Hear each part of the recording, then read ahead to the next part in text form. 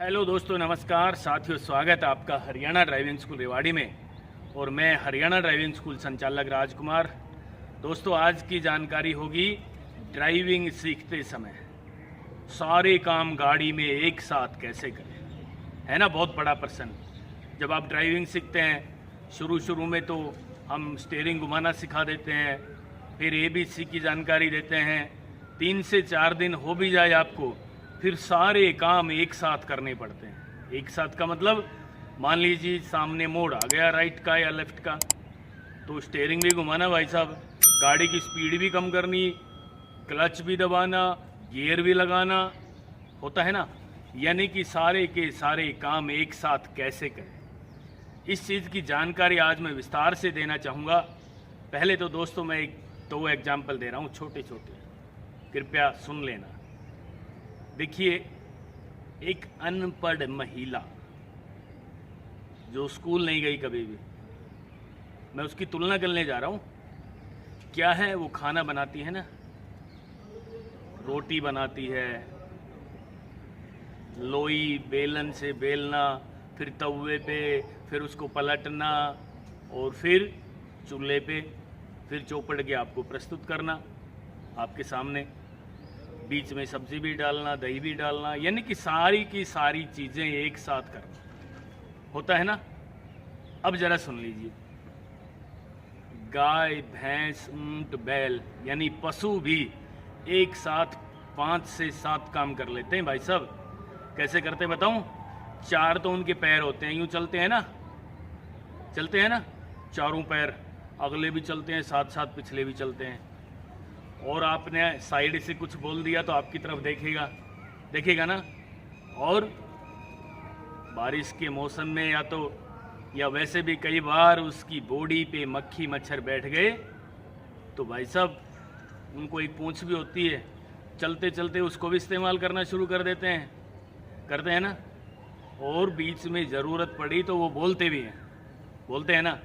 यानी कि पशु भी कितनी बार, 5 बार 7 बार इकट्ठा एक साथ काम कर लेता है। तो भाई साहब, आप तो इंसान हैं, मैं आपकी तुलना नहीं कर रहा हूं उनसे, मैं एक केवल एग्जाम्पल दे रहा हूं कि आप समझने की कोशिश करें। आप पढ़े लिखे विद्वान इंसान हैं, ये नहीं सोचना है कि इतने काम मैं एक साथ कैसे करूं। जब पशु भी कर लेता है तो भाई साहब आपको क्या दिक्कत है? ठीक है, तो चलिए अब मैं विस्तार से बताना चाहूँगा कि एक साथ किस तरीके से काम किया जाए जिससे आपको ड्राइविंग करते समय डर भी ना लगे और मोड़ पे किसी भी तरह की कोई परेशानी ना हो। तो आपसे निवेदन है कि आप इसे अंत तक देख लेना भाई साहब, आज ही ड्राइविंग के मास्टर बन जाओगे। ठीक है, अब जरा नीचे देख लीजिए क्या क्या है।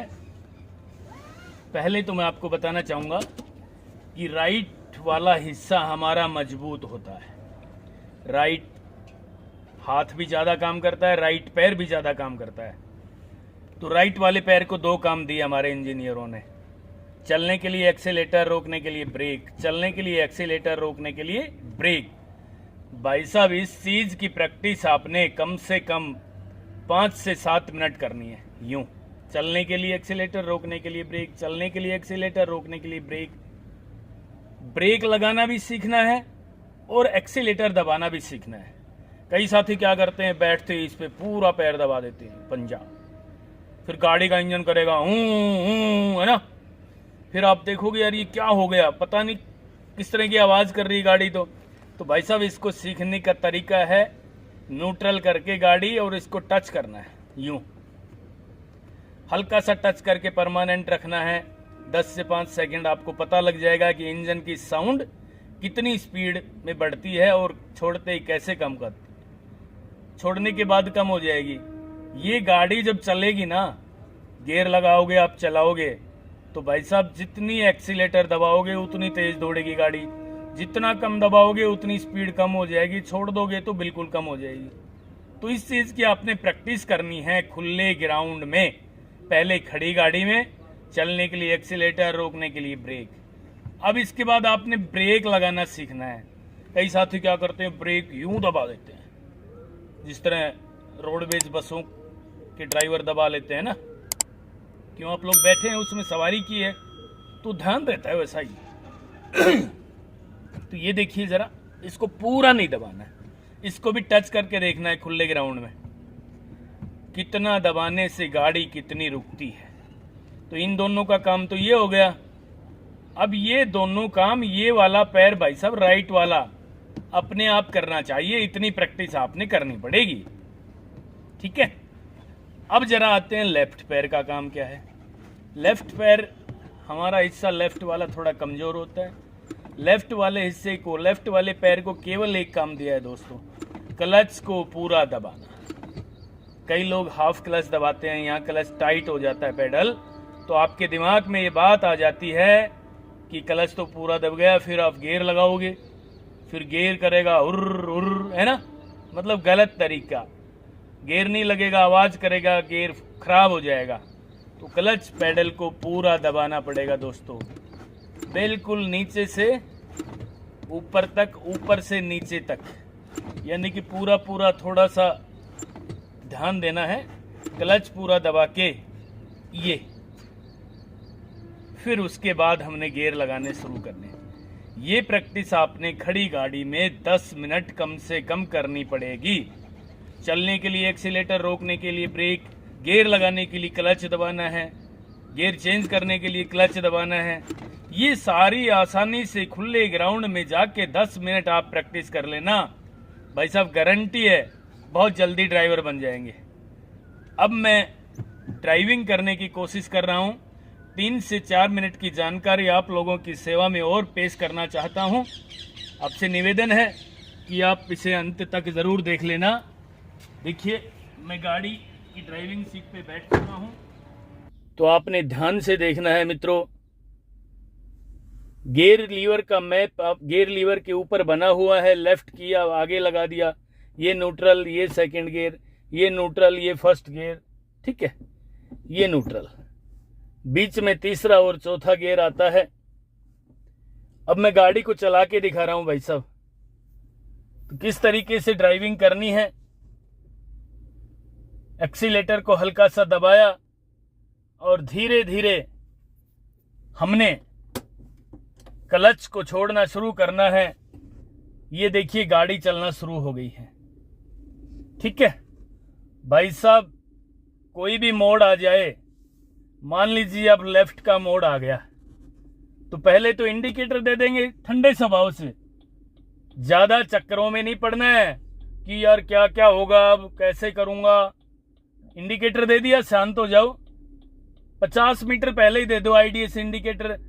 अब हमने राइट देखना है भाई साहब, कोई व्हीकल तो नहीं आ रहा है, नहीं आ रहा तो आसानी से मोड़ लेंगे। गाड़ी की स्पीड कम रखें, यदि गाड़ी की स्पीड तेज थी तो भाई साहब क्लच दबा के ब्रेक लगाना है, पहले गाड़ी की स्पीड कम कर लेनी है, फिर सेकंड गियर लगा के चल देना है। यही तो तरीका है, डरने की कोई आवश्यकता नहीं है। क्यों नहीं है? क्लच आपके पास है, ब्रेक आपके पास है, एक्सीलेटर आपके पास है, स्टीयरिंग आपके पास है, तो भाई साहब डरना किस लिए है? डर नाम की चीज को गायब कर दें आप। देखिए गाय, भैंस, बैल, ऊंट, उनके पास ना क्लच है, ना ब्रेक है, ना एक्सीलेटर है और ना स्टीयरिंग है। मालिक के इशारे पे चलते हैं।